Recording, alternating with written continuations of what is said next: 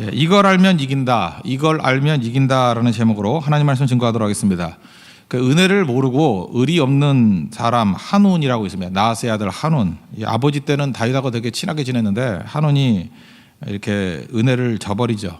그 배신하고 또 거기서 머무른 게 아니라 모욕감까지 줬습니다. 사신 보냈더니 문상 보냈더니 그 자존심이라 그러죠. 이 중동 사람들의 그 수염을 자르고 또 엉덩이 반쯤을 이렇게 드러나게 만들 그렇게 모욕감을 줬습니다. 그러고 난 다음에 이게 잘못된 걸 알았으면은 이제 곧장 돌이켜야 되는데 여기 보니까 믿게 된 줄 알았다. 아, 이거 내가 잘못했구나. 내가 다윗에게 미움을 샀구나. 예, 그러고 난 다음에 또 전면전을 벌입니다. 그 요단 동편의 맨 밑에가 에돔이라 그랬죠. 에돔 바로 위가 모압이고 이 순서 되게 중요한 거예요. 에돔, 그다음 모압, 그 위가 암몬, 그리고 맨 꼭대기가 시리아라고 말하는 아람.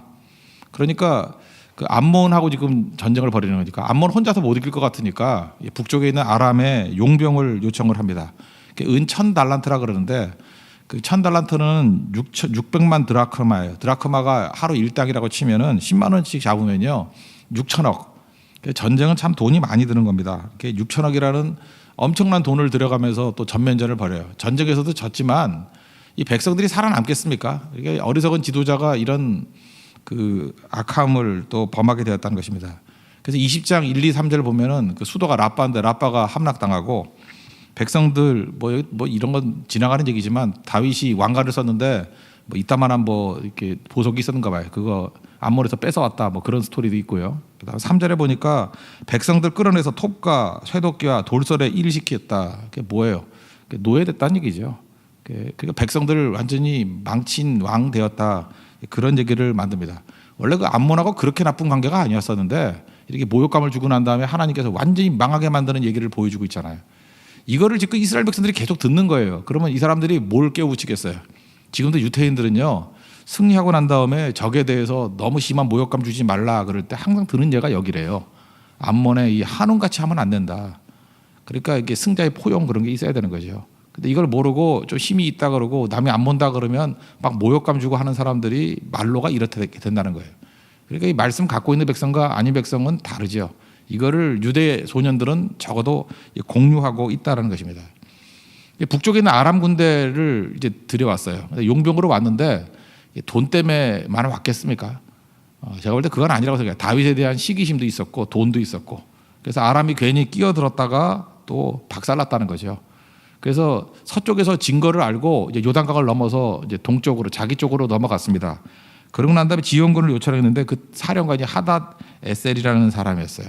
그래서 요단 동편에서 또 다윗이 친히 나가서 전면전을 벌였죠. 거기서 졌다라는 것입니다. 지고 난 다음에 19장 19절에 뭐라고 돼 있어요? 화친을 맺었다. 여기서 또 하나 유태인들이 또 항상 공유하는 게 뭐죠? 평화라는 것은 협상으로 오는 게 아니라 힘에서 오는 거다.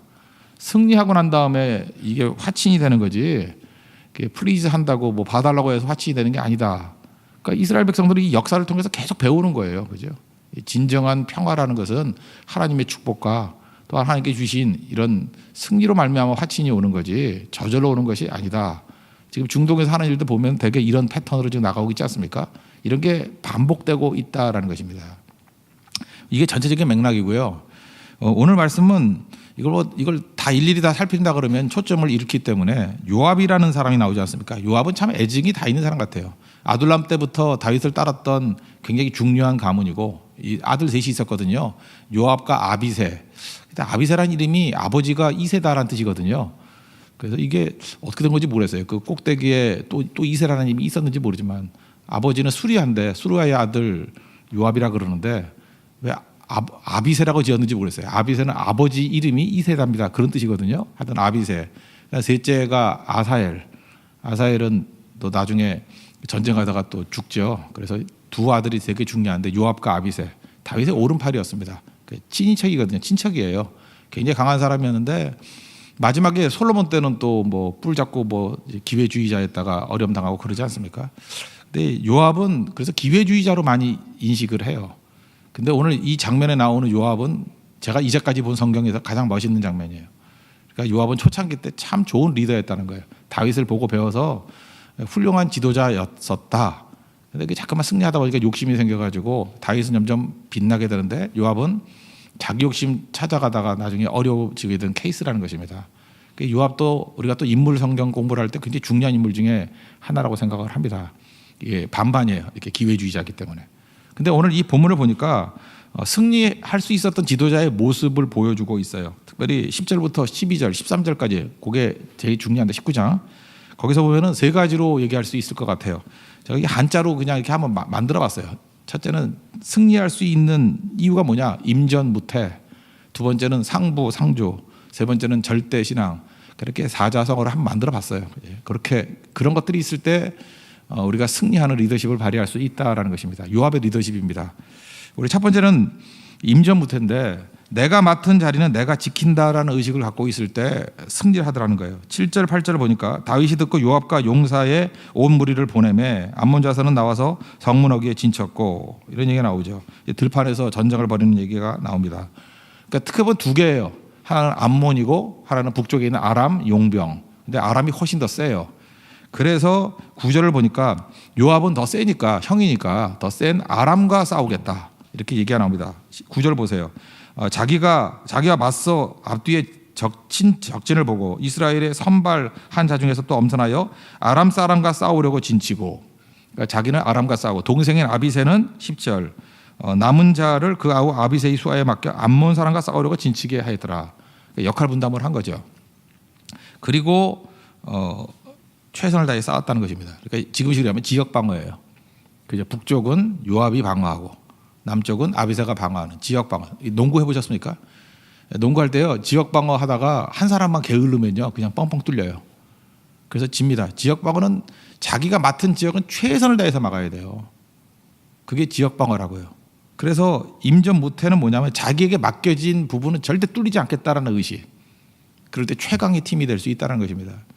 마찬가지로 하나님께서도 우리에게 각각 주어진 사명들이 있죠. 목사 같으면 생명 걸고 말씀 준비해야 되고 그래서 목사가 설교 준비 안 됐다 그러는 건 그건 핑계될 이유가 못 돼요. 그거는 밤을 꼬박 새든지 목숨을 걸고라도 준비해야 되는 거고, 그죠?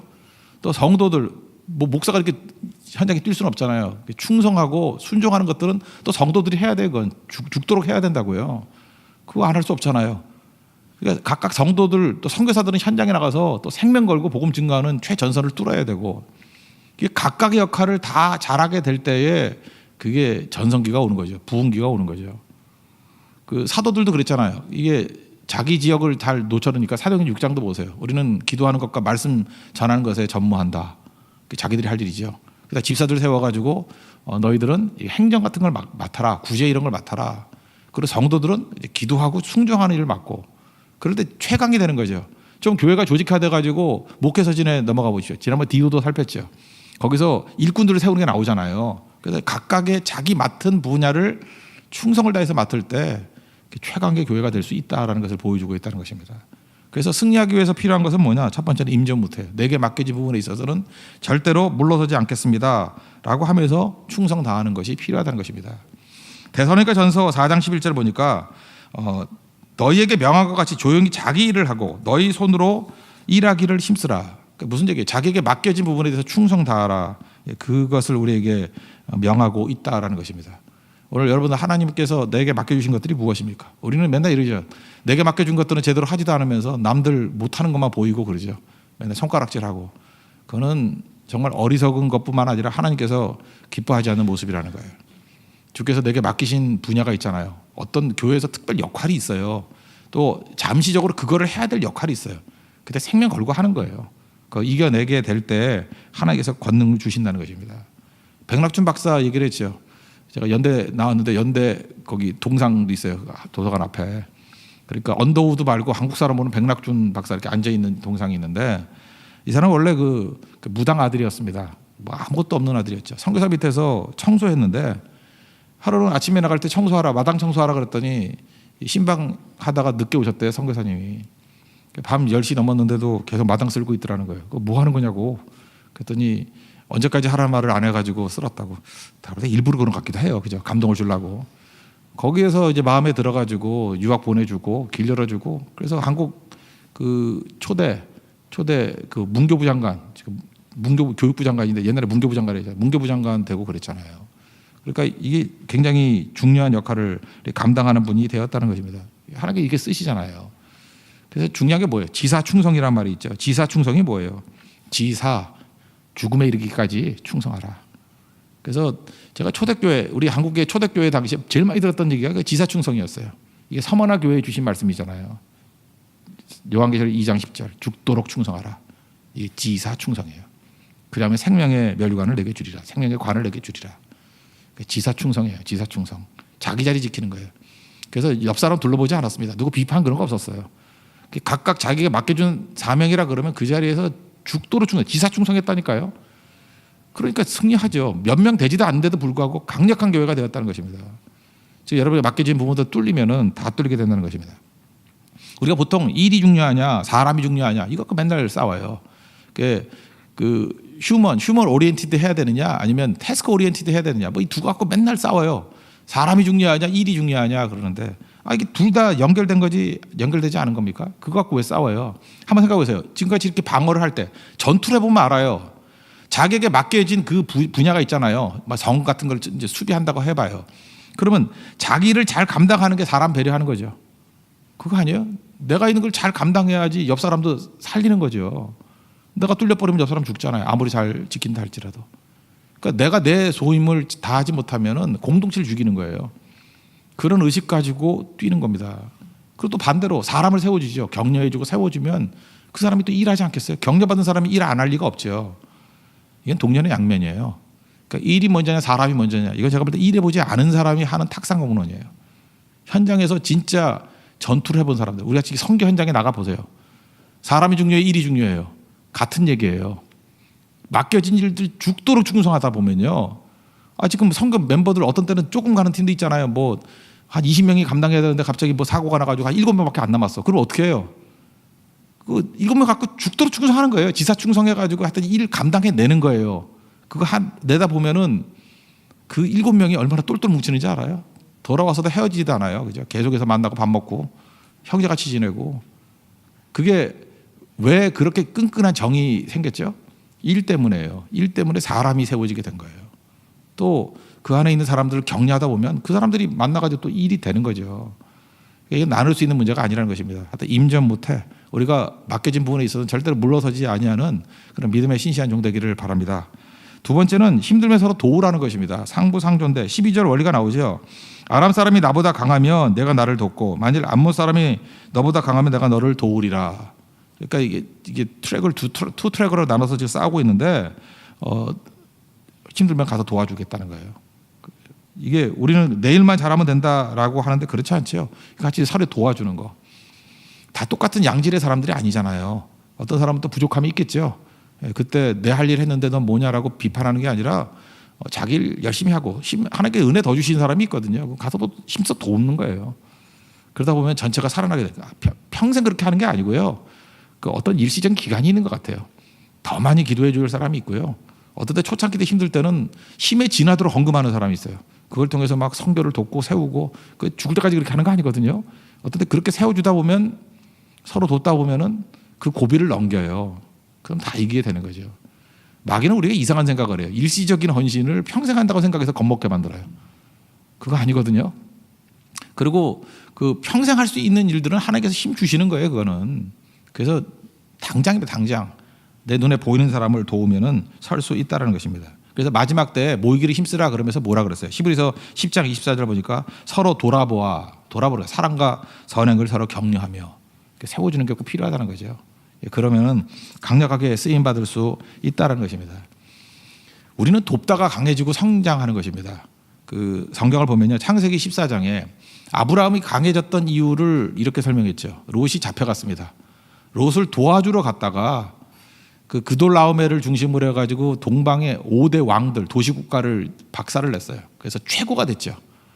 그때 내 힘이 내가 세상에서 최고야 그러지 않고 왕노도 할래 경배할래 그럴 때 하나님 경배했죠. 그래서 멜기세덱에게 11조 드린 얘기가 나오잖아요. 어쨌든 간에 우리는 그쪽만 너무 관심이 많은데 그 전체적인 메시지에서 중요한 건 뭐냐 하면은 아브라함이 돕다가 강자됐다. 그게 메시지예요. 여러분 마찬가지예요. 나를 위해서 뛰인다 그러면 강해질 것 같죠. 절대 그렇지 않습니다. 여러분 강한 사람이 되기 위해서는 무조건 도와야 돼요. 연약한 사람을 도우면은 세지게 돼 있습니다. 그거는 뭐 물어볼 것도 없어요. 다윗도 마찬가지예요. 그일라 백성들, 사울 왕은 자기 백성을 보호할 생각은 안 하고 다윗 잡으려고만 난리 부르고 다녔어요. 근데 그일라 백성이 위기에 처하게 됐거든요. 400명 되는 그 병사를 데리고 그일라를 도왔습니다. 또 나중에 이 그일라가 진짜 이게 비겁한 놈들인데 사울이 협박하니까 또 다윗이 어디 있는지를 또 고발을 해요. 하여튼 이거 저질 인간들인데 그일라, 그죠? 그럼에도 불구하고 돕잖아요. 근데 400명이 도왔는데 끝나고 나니까 600명이 됐어요. 전사자도 나왔을 건데 어떻게 그런 일이 벌어지죠? 민심이 다윗에게 온 거라고요. 다윗은 그일라 돕다가 점점 강해지게 되었다는 것입니다. 우리가 강해지는 교회가 되기 위해서는 중보기도해야 돼요. 여러분, 자기 문제만 놓고 기도하는 것 가지고는 성장이 없습니다. 기도의 꽃은요, 중보기도예요. 성령께서 우리에게 마땅히 구할 바를 알지 못하는데 구할 걸 주시는데 그 구할 게 뭐냐? 주로 중보기도예요. 역사를 위해서 기도하게 만들고요, 땅끝을 위해서 기도하게 만든다는 것입니다. 그래서 돕는 자가 되는 거예요. 기도로 돕는 자. 기도로 돕는 자가 성령이잖아요. 그 옆에서 돕는다, 파라클레토스라는 얘기 아시죠? 옆에서 돕는 자. 변호사라고도 번역을 하는데 옆에서 돕는 자, 그게 성령이에요. 그리고 시편 121편 1절 보니까 내가 산을 향하여 눈을 들리라. 나의 도움이 어디서 올까? 그때 나의 도움은 천지를 지은 여호와께서로다. 하나님의 특성이 뭔지 알아요? 도움. 에젤이에요. 에젤. 하나님은 도움이에요. 그래서 여자분들 너무 꿀리지 말라 그랬죠. 그 여자를 짓고 난 다음에 돕는 배필로 삼는다 그랬더니 뭐 시다발인지 알았는데 그거 아니에요. 돕는 배필이라는 게 위대한 용어예요. 돕는 건 하나님의 속성이거든요. 그래서 여자를 남자의 하나님같이 만들어주겠다, 그런 뜻이라고요. 남자를 도울 수 있는 건 개도 못 도와요. 고양이도 못 들고 우리 집 하늘도 못 도와요. 그 여자가 돕는 배필이에요. 하나님같이. 그러니까 남자에게는 그 두 명의 에젤이 있어요. 하나님이 있고 아내가 있고. 그런 개념이죠. 그러니까 위대한 개념이라고요. 우리도 잠깐 돕다 보면요, 여러분 명심하십시오. 그 사람에게 내가 하나님같이 돼요. 자꾸만 도우면 하나님같이 돼요. 우리가 원조하죠? 그럼 하나님같이 돼요. 도우면은. 근데 나밖에 모르죠? 그러면 경쟁자가 돼요. 시기자가 되고. 그러니까 잊지 마십시오. 돕다가 성장하는 거예요. 그래서 교회는요, 힘을 다해서 서로 돕는 일에 힘써야 될 것이고, 선교하는 일에 힘써야 되고, 구제하는 일에 힘써야 될 것입니다. 우리 9월 달에는 구제 사역을 합니다. 뭐 지금 보고를 하라 했더니 일진밖에 보고를 안 했네요. 일진 보니까 화곡동에 소년소녀 가장들 또 돕고, 독거노인들 돕고, 또 인천에 신명보육원이라고 있나요? 예, 신명보육원. 우리 신혼팀에서 간다고 그러는데 거기 보육원 또 방문 있고, 망원동에 또 방문하는 게 있고, 이게 돌아보는 일들. 힘써 도우십시오. 힘써. 아니, 돕다가 교회 뭐 재정 파탄 나면 어때요, 그죠?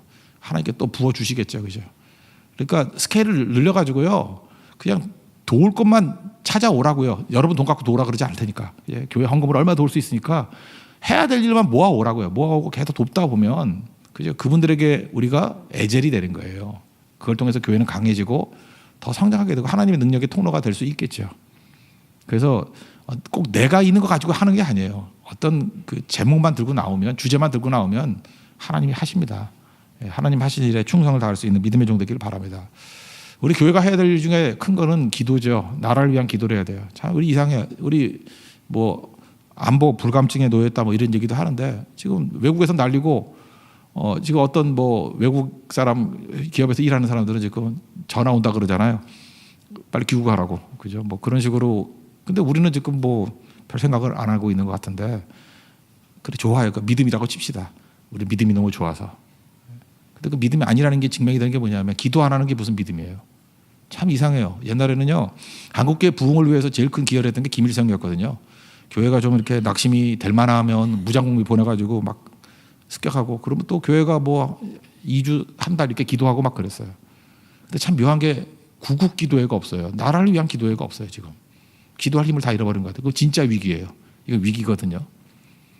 저는 지금 외적인 환경의 위기라고 생각하기보다도 기도할 마음을 갖지 않는 교회가 더 위기라고 생각해요. 기도해야 됩니다. 그죠? 이제 기도하기 시작하면 돼요. 남 탓할 것도 우리부터 기도하고 하나님 앞에 매달리게 되면, 오늘 뭐 수요일이니까 얼마나 많은 기도를 하겠어요. 나라를 위한 기도를 해야 되겠죠. 그럼 하나님께서 이렇게 세워 주실 것이고, 또 그 가운데 우리가 갈 길을 보여 주실 것입니다. 우리 가나안 농군학교 김영기 장로님 항상 그 외쳤던 게 그거잖아요. 기도 방에 조국이여 안심하라. 생각된 게 뭐예요? 우리가 있다라는 거예요. 조국이여, 우리가 기도하는 사람이 있는데 무슨 걱정을 하느냐. 조국이 안심하라. 기도하는 사람이 있다. 기도 한 사람이 기도 없는 한 민족보다 강하다. 잊지 말고 우리도 기도로서 깨어있는, 그래서 진정으로 돕는 것은 기도입니다. 애국하는 길이 기도입니다. 우리 상부상조할 수 있는 믿음의 종되기를 바랍니다. 그리고 마지막 세 번째 승리하는 길은 뭐냐면 결과를 하나님께 다 맡기는 거예요. 절대신앙이죠.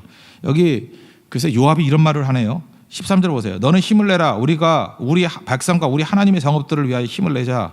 여호와께서 선히 여기시는 대로 행하시기를 원하노라. 힘내자, 뭐 강해져라, be strong, be encourageous, 뭐 이렇게 표현해요. be courageous 이렇게 표현하거든요. 뭐 용기를 내자, 뭐 강해지자.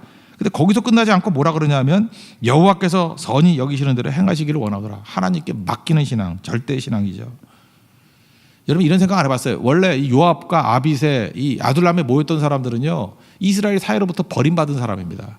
그 아둘람과 사건이 나오는 사무엘상 22장 2절을 보니까 환난 당한 모든 자, 빚진 모든 자, 마음이 원통한 자가 다 그에게로 모였고, 그러니까 뭐예요? 사회적으로 이렇게 버림받은 사람들이 모인 거예요. 그럼 그 사회에 대한 불만이 있을 거 아니에요. 우리를 버렸어. 근데 요압은 반대잖아요.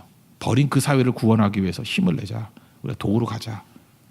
그리고 하나님이 도와주실 거다. 하나님이 선한 길로 이끌어 주실 것이다. 이 믿음이 참 멋지지 않습니까?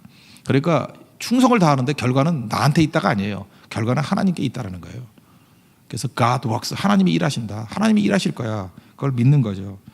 다윗이 이런 사람 만들어냈습니다. 얼마나 위대합니까? 우리도 하나님 앞에서 이런 모습으로 서 있다 그러면 항상 승리하는 하나님의 우리 거룩한 백성이 될 것입니다. 우리 이기는 자가 되기 위해서 필요한 게 뭐 임전무태, 우리 화랑도는 아니지만 그죠? 임전무태, 상부상조, 절대 믿음. 한자를 하니까 가슴이 안 하든가 반응이 별로 안 좋은데 어쨌든 간에 정리가 되시죠. 우리 이길 수 있는 길로 나갈 수 있는 하나님의 종들 되길 바랍니다. 저는 이렇게 반응이 없어도 상처 안 받고 계속 설교합니다. 예. 자리에서 일어나겠습니다. 353장 찬송하겠습니다. 353장.